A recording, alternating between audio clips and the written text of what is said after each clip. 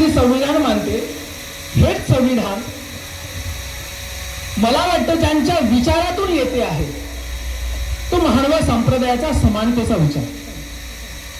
कारण मी तरुणांना ही गोष्ट का सांगतो की महानवा संप्रदाय जरी 800 वर्षापूर्वी उदयास आला असेल, स्थापना त्याची 800 वर्षापूर्वी सर्वज्ञ श्री चक्रधर स्वामींनी केली असेल, पण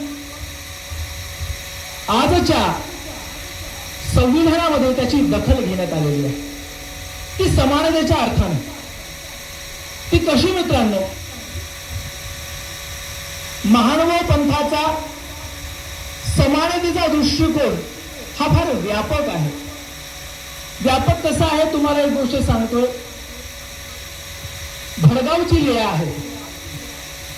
भडगावला एक छोटी मुलगी, किमान ती 12 वर्षाची असेल, आसपास 2-3 वर्ष मागे पुढे, ती छोटी मुलगी विहिरीवर पाणी भरायला येते आहे. स्वामी तिच्याकडे पाहत आहेत.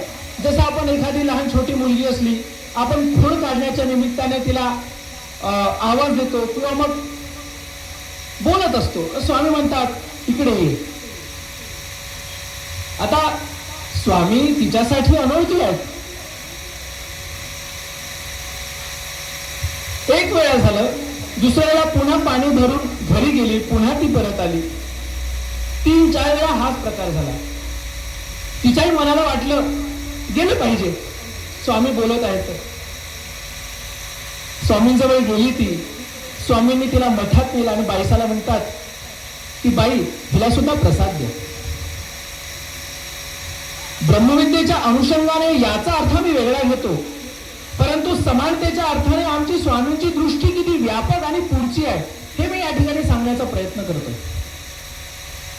ही मुलगी आहे 12 वर्षाची, त्याच्यापेक्षा किंवा लहान असेल. बाईसा तिचा शरीराचा आकार पाहून, वय पाहून प्रसाद देते. बाईसांना वाटलं लहान आहे, आपण लहान मुलाला वाढताना सुद्धा काय म्हणतो, थोडंच वाढ. तसंच प्रसाद देताना आपली मानसिकता काय असते, लहान मुलाला थोडाच प्रसाद देऊया. परंतु स्वामी बाईसांना म्हणतात बाई नाही, एवढाच नाही, अवघ्यान सरीसे ओपा. तुम्ही सगळ्यांना जितका सारखा प्रसाद दिला ना, तिलाही तितकाच सारखा द्या. ही आहे आमच्या स्वामींची समानतेची दृष्टी. म्हणजे काय, लहान आणि मोठा इथे दोनही सारखेच आहे. सांगण्याचं तात्पर्य काय आहे, जनरली घरामध्ये 2-3 मोठी व्यक्ती असतात.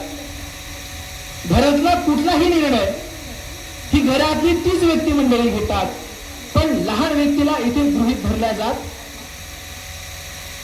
पण मला असं वाटतं की किमान त्याची अपेक्षा त्या घरात जाणून घेणं गरजेचं आहे. कारण भारतीय संविधान सुद्धा आपल्याला हेच सांगत आहे. भारतीय संविधान म्हणते तिथे व्यक्तीची प्रतिष्ठा महत्वाची आहे. व्यक्ती हा लहान नाही, व्यक्ती हा मोठा नाही. स्वामींचे तत्वज्ञान आपल्याला तेच सांगण्याचा प्रयत्न करत आहे. महिलेच्या असतील बाबतीत, पुरुषांच्या बाबतीत असतील, स्वामी सारंग पंडिताला शिक्षा पण करत आहेत. पाहू, ब्रह्मविद्याचा अधिकारी फक्त काय पुरुषच, महिला नाही.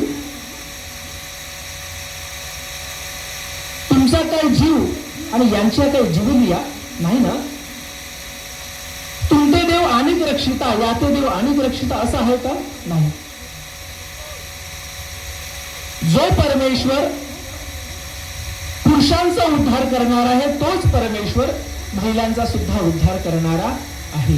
ही आहे आपल्या स्वामींची समान दृष्टी. धर्म संप्रदायाच्या बाबतीत सुद्धा स्वामींची इथे समान दृष्टी आहे. हे सगळं संविधानात येते, तुम्ही बघा. मी का सांगतोय त्याचं कारण आहे.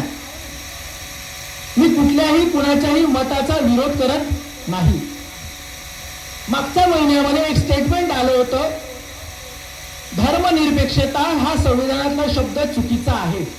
हे कुणाचं स्टेटमेंट आहे, आपण चेक करा. धर्मनिरपेक्षता हा शब्द आलेला कुठून आहे? मी म्हणतो माझ्या स्वामींच्या विचारातून तो आलेला.